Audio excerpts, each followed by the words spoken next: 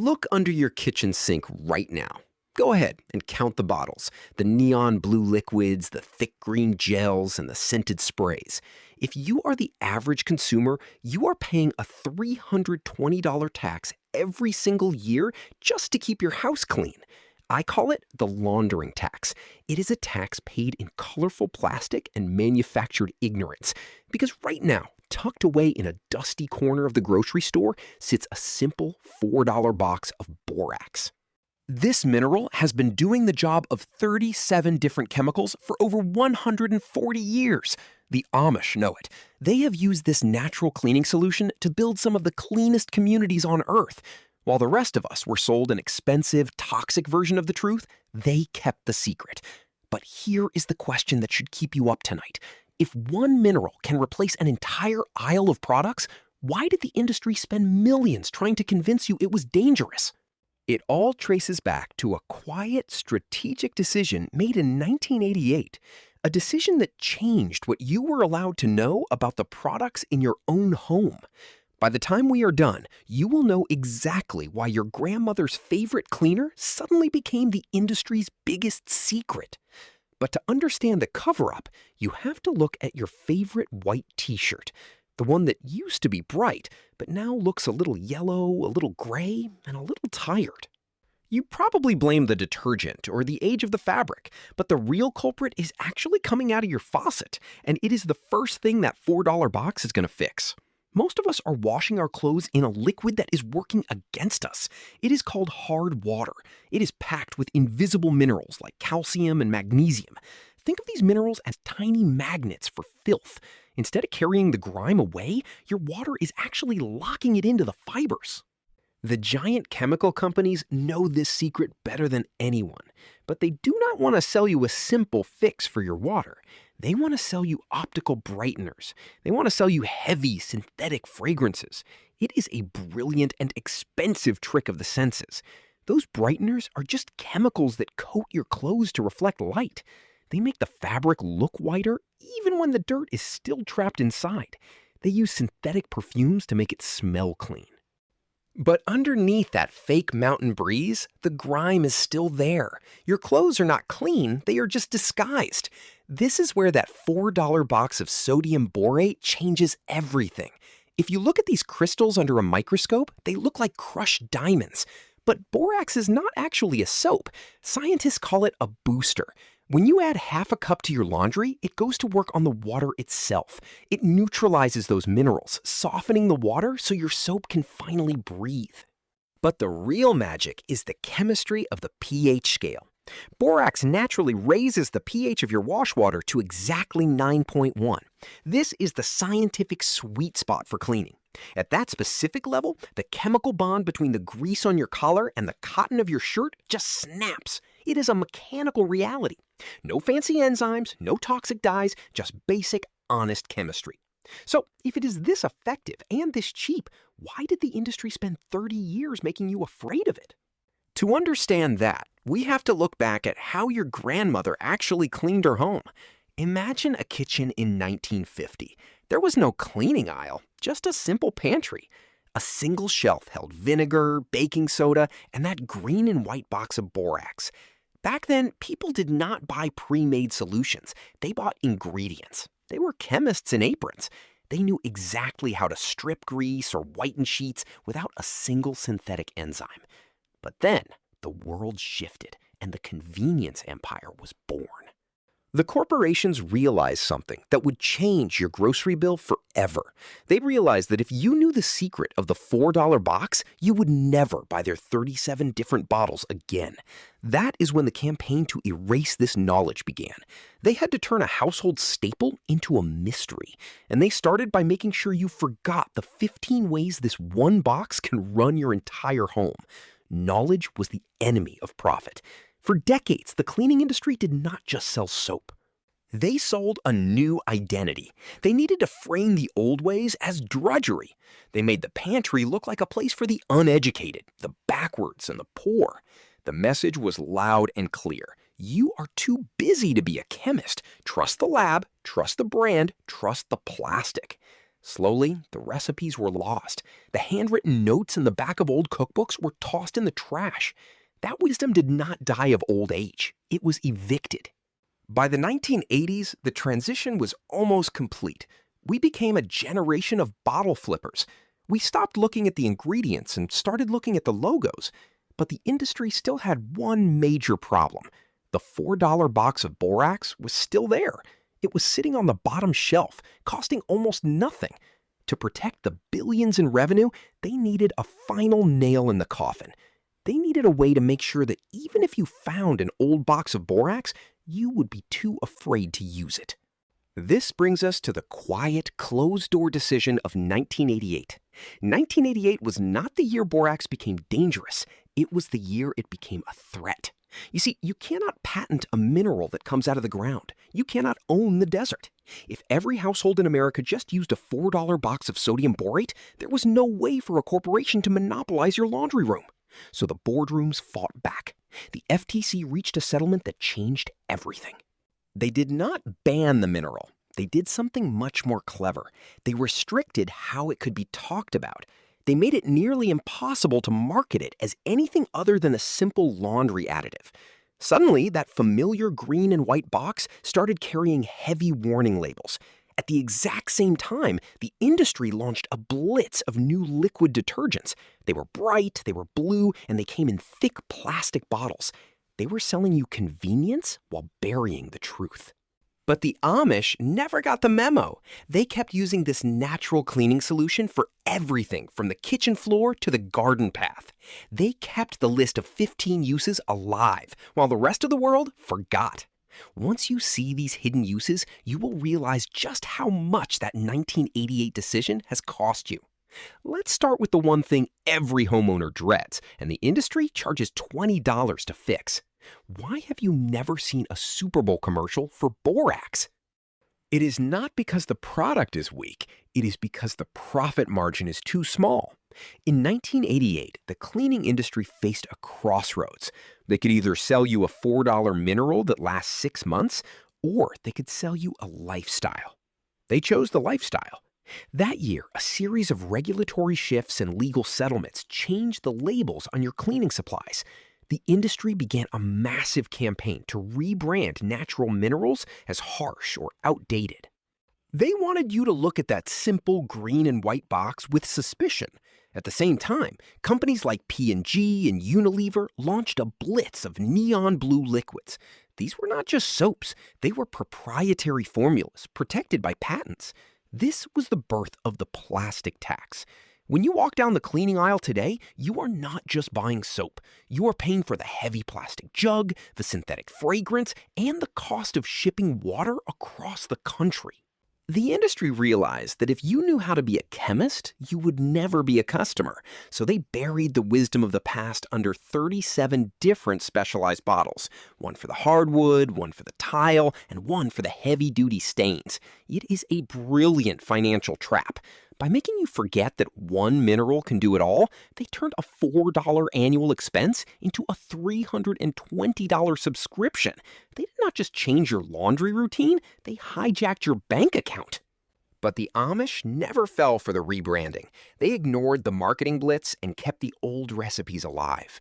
And when you see what this one mineral can do to the toughest problems in your home, you will realize why the industry fought so hard to make you forget it. Let's start with the one thing that ruins more clothes than anything else, and how the industry charges you $20 to fix what Borax does for pennies. Look under your sink right now. Count the bottles. The average household has 37 of them. One for the windows, one for the floor, one for the delicate fabrics. The industry did not create 37 products because your house is complicated. They created them because a single box of minerals is a profit killer. This is the plastic tax in action. You are not paying for cleaning power. You are paying for the water inside the jug. Most liquid cleaners are 90% water. You are paying for the heavy plastic, the bright label, and the fuel to ship that water across the country. It is a brilliant way to sell you a 5-cent solution for $10. It is a subscription to a mess you already have the tools to fix. The Amish refused to pay this tax. They kept the box of borax and developed a protocol that makes chemical CEOs sweat. It starts in the laundry room. They do not buy color-safe boosters or stain lifters. They simply add half a cup of borax to every load. There is a scientific reason this works. Borax is naturally alkaline. It raises the pH level of your water, softening it instantly. This allows the soap to actually penetrate the fibers instead of just sliding over them. If you have yellowed pillows or sweat-stained shirts, forget the bleach. The Amish use what they call a whitewash soak. It is a simple recipe: 2 parts borax, 2 parts washing soda, and 1 part grated bar soap. Soak the fabric overnight. By morning, the oxidation is gone. The fabric is not just clean, it is restored to its original state. But the wisdom does not stop at the washing machine.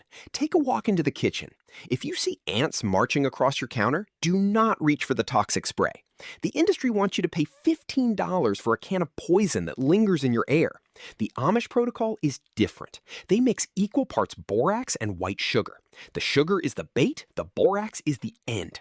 The ants carry it back to the colony, and the problem is often solved for about 5 cents. It works on cockroaches too. A light dusting behind the fridge creates a barrier. It is not a chemical poison. It acts as a mechanical dehydrator. It is an old-world solution to a modern-day nuisance. But as effective as it is in the kitchen, its most controversial use is found in the garden. This is where the line between a cleaner and a protector begins to blur. The industry sells you a lavender-scented mask.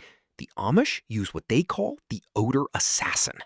If your trash can smells like a landfill, sprinkle 2 tablespoons of the powder at the bottom. It does not hide the smell. It neutralizes the acidic gases that cause the odor in the first place. Try it with stinky gym shoes overnight, and the smell is simply gone. Now, look at your windows. The blue spray you buy is 95% water and 5% ammonia. It leaves streaks and attracts dust. The Amish secret is 2 tablespoons of borax in 3 cups of warm water. It creates a microscopic barrier that actually repels dust. Your glass stays cleaner longer for less than a penny. But it gets even more serious. The Amish do not pay thousands of dollars for termite inspectors. They treat the wood when the barn is built. This is not folklore. It is documented science. The USDA report, FPL RP 655, confirms that boron compounds are a nightmare for wood-boring insects. The insects simply cannot digest it. If you have a damp crawl space, a heavy spray of borax dissolved in water acts as a termite shield. It soaks into the grain and stays there for decades. It also kills mold and mildew on contact. Scrub your bathroom tile with a borax paste, and the black spots do not just disappear, they do not come back. The mineral changes the environment so the fungus cannot breathe. Wait until you see how it handles the rest of the house. A tablespoon in the dishwasher prevents hard water spots on your glasses. Sprinkle it on your carpet to kill flea eggs that a vacuum misses. In the toilet, half a cup left overnight dissolves the ring without a brush. It removes rust from old tools and dissolves the sticky adhesive left by price tags. It even sanitizes a mattress if you let it sit for 30 minutes before vacuuming. 15 uses, 1 box, $4.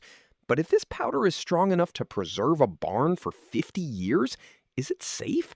The back of the box is covered in warning labels for a reason.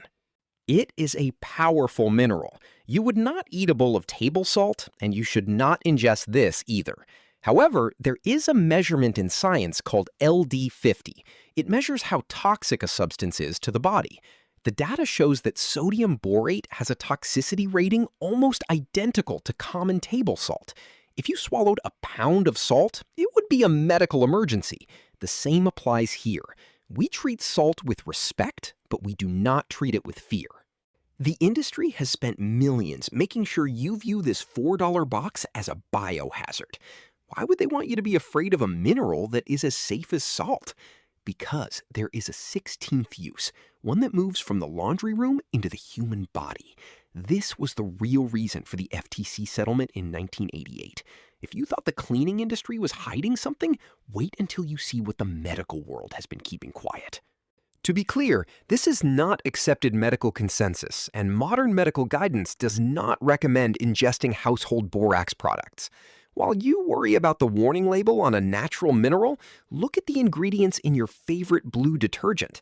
Many of those liquid cleaners contain a hidden chemical called 1,4-dioxane. The EPA has flagged it as a probable human carcinogen. It is a byproduct of the manufacturing process, so it often doesn't even appear on the label. Then you have the phthalates used to create those spring-fresh scents. Many researchers classify these as endocrine disruptors that can interfere with your hormones. You are wearing these chemicals on your t-shirts. You are sleeping on them in your bed sheets. They are absorbed through your skin every single hour of the day. So we have to ask a very uncomfortable question. Is the industry protecting your safety, or are they protecting their market share? The 1988 FTC settlement wasn't just about a label. It was about control. It was about making sure you viewed borax as a laundry additive and nothing more. They wanted to keep the conversation in the laundry room, tucked away and forgotten. Because if the public started asking what else boron could do, a multi-billion-dollar industry would have a problem. The Amish understand this mineral on a level that modern medicine is only now beginning to acknowledge. This brings us to the 16th use. This use moves from the laundry room and into the very structure of your body. It involves the element boron and its relationship to human health. Some researchers have investigated its role in supporting bone density and joint function. In regions where boron levels in the soil are naturally high, some studies suggest that instances of arthritis are remarkably low. One theory argues that our modern diet is simply deficient in this trace element. But you won't find this information on the box at the grocery store. You won't hear about it in a commercial for a new prescription drug. You cannot patent a mineral that has been in the earth since the beginning of time. If it can't be patented, it can't be controlled for profit. They want to keep the laundry room and the medicine cabinet separate. Because if you realize that one simple mineral can solve problems in both, their empire of plastic and pills starts to look very fragile. You are standing at a crossroads in the middle of a supermarket aisle. On one side are 37 different bottles of neon-colored liquid. Each one promises a miracle for $20 a bottle. On the other side is a single, dusty $4 box. One represents a cycle of endless consumption. The other represents a legacy of self-reliance. But before you reach for that box, there is one final secret the industry is desperate to keep quiet. It isn't about what is inside the box. It is about what happens to your body when you finally stop using their chemicals. The physical transformation is something they never expected you to discover. The industry wants you to see that $4 box as a relic, something for the history books or your grandmother's attic. But now, you know better. They aren't just selling you soap. They are selling you a dependency. They want you to believe your home is a battlefield that only their patented chemicals can win. But the Amish and your own ancestors knew a different truth. You don't need a corporate laboratory to have a clean home. You need a mineral. This isn't just about saving $320 a year, though your bank account will certainly notice the change. It is about reclaiming the wisdom that was systematically erased in 1988. It is about looking at those warning labels and realizing something profound. The real danger is often the ingredients they aren't required to tell you about, the toxins hidden behind the simple word fragrance. Next time you walk through those sliding glass doors, look past the marketing. Ignore the neon plastic and the artificial scents. Find that white and green box on the bottom shelf. Pick it up. Because once you hold it, you are no longer just a consumer. You are someone who remembers. As you walk away, take one last look at those rows of colorful bottles. For the first time, you will see them for what they really are, the bars of a golden cage. But the cleaning aisle isn't the only place where the truth has been rewritten for profit. There is another lie sitting right inside your refrigerator. It is printed in tiny ink on your milk and your eggs. It is called the expiration date, and it is costing the average family thousands of dollars in wasted food. We are peeling back the label on the expiration date scam right now.